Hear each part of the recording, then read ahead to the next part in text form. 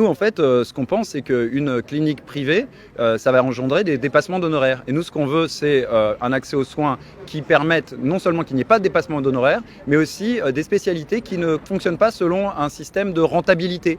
Donc, par exemple, la psychiatrie pour les jeunes adultes en situation de handicap psychique, par exemple, la maternité pour les femmes qui accouchent dans leur voiture, par exemple, des services d'urgence qui répondent véritablement. Tout ce qu'on n'a pas aujourd'hui et qui ne sera pas offert par une clinique privée. Et cette clinique privée, je le rappelle, elle ne sera financée de toute façon qu'à hauteur de la population qui travaille et réside en France, c'est-à-dire uniquement 40% de la population active. Nous, on continue à se battre pour un hôpital public cofinancé France-Suisse parce que c'est la seule manière de répondre à l'ensemble du besoin. Voilà. Et on est ici en union avec l'ensemble des militants qui militent pour un hôpital public de toute façon. Et vous croyez que les Suisses vont accepter?